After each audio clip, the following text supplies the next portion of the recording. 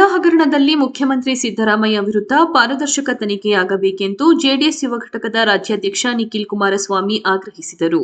ಮಂಡ್ಯ ಜಿಲ್ಲೆಯ ಕೆಆರ್ಪೇಟೆ ತಾಲೂಕಿನ ಬೋಳಮಾರನಹಳ್ಳಿ ಗ್ರಾಮದಲ್ಲಿ ಶ್ರೀ ಲಕ್ಷ್ಮೀದೇವಿ ದೇಗುಲ ಲೋಕಾರ್ಪಣೆ ಸಮಾರಂಭಕ್ಕೆ ತೆರಳುವ ಮುನ್ನ ಕೆಆರ್ಪೇಟೆ ಪಟ್ಟಣದಲ್ಲಿ ಪಕ್ಷದ ಮುಖಂಡ ಮಹೇಶ್ ಎಂಬುವವರ ಮನೆಗೆ ತೆರಳಿದ್ದ ವೇಳೆ ಸುದ್ದಿಗಾರರೊಂದಿಗೆ ಮಾತನಾಡಿದರು. ಸಿಎಂ ಮೂಡಾ ಕೇಸಿಂದ ಕ್ಲೀನ್ ಚೀಟ್ ತೆಗೆದುಕೊಂಡು ಹೊರಬರಲಿ ಎಂದು ನಾನು ಅಪೇಕ್ಷೆ ಪಡುತ್ತೇನೆ. ಈ ಹಗರಣದಲ್ಲಿ ಮುಖ್ಯಮಂತ್ರಿ ಹಾಗೂ ಕುಟುಂಬ ನೇರವಾಗಿ ಭಾಗಿಯಾಗಿದ್ದು ಸತ್ಯವಾಗಿದೆ. ಆದ್ದರಿಂದ ರಾಜ್ಯ ಸರ್ಕಾರ ತನಿಖಾ ಸಂಸ್ಥೆಯ ಮುಖ್ಯಸ್ಥರನ್ನೇ ಹಿಡಿತಕ್ಕೆ ತೆಗೆದುಕೊಂಡು ಒತ್ತಡ ಹೇರುತ್ತಿದೆ. ಆ ಒತ್ತಡದಿಂದ ತನಿಖಾ ಸಂಸ್ಥೆಗಳ ಮುಖ್ಯಾಧಿಕಾರಿಗಳು ಸತ್ಯವನ್ನು ಮಾತನಾಡಲು ಆಗುತ್ತಿಲ್ಲ.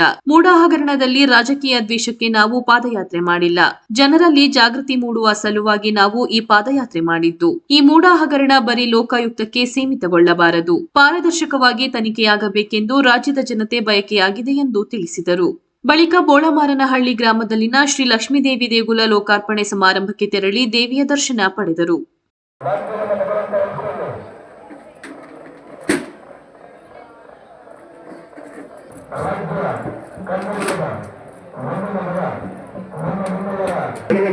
ಅವರ ಭಾಗ್ಯ, ಅವರ ಉಜ್ವಲವಾದಂತಹ ಭವಿಷ್ಯ, ಭಾರತ ಮಾತೆಯ ಒಂದು ಆಶೋತ್ತರದಂತೆ ಮಹಾನ್ ನಾಯಕರಾಗಿ ಬೆಳೆಯಲು ನಿಖಿಲ್ ಕುಮಾರಸ್ವಾಮಿಯವರು ಅಂತ ಬೋಳ್ಮರ್ನಲ್ಲಿ ಸಕಲ ಗ್ರಾಮಸ್ಥರು ಬೋಳ್ಮರ್ನಲ್ಲಿ ಒಂದು ಕಮಿಟಿಯ ಆಶೀರ್ವಾದಗಳನ್ನ ಇವತ್ತು ಮಾಡ್ತಾ ಇದ್ದಾರೆ.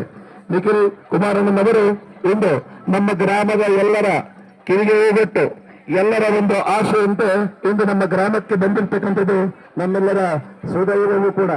ಅವರ ಕಾರ್ಯಕ್ರಮವನ್ನ ವೀಕ್ಷಣೆ ಮಾಡೋದಕ್ಕೆ, ಅವರ ಕಾರ್ಯಕ್ರಮವನ್ನ ನೋಡೋದಕ್ಕೆ, ಅವರ ಮಾತುಗಳನ್ನು ಕೇಳಬೇಕು.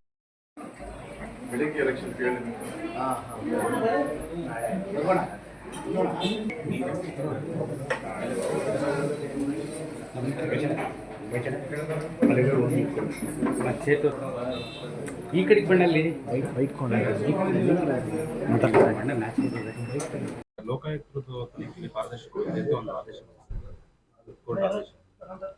ಈಗ SIT ಇರ್ಬೋದು, ಕೆಲವೊಂದಷ್ಟು ಸಂಸ್ಥೆಗಳು ಯಾವ್ಯಾವ ರೀತಿ ನಡೀತಾ ಇದೆ ಅಂತಕ್ಕಂಥದ್ದನ್ನ ಬಹುಶಃ ಕಳೆದ 1.5-2 ವರ್ಷದಿಂದ ಈ ರಾಜ್ಯ ಸರ್ಕಾರ ಆಡಳಿತಕ್ಕೆ ಬಂದಾಗಿಂದ ನಾವು ನೋಡ್ತಾ ಇದ್ದೇವೆ.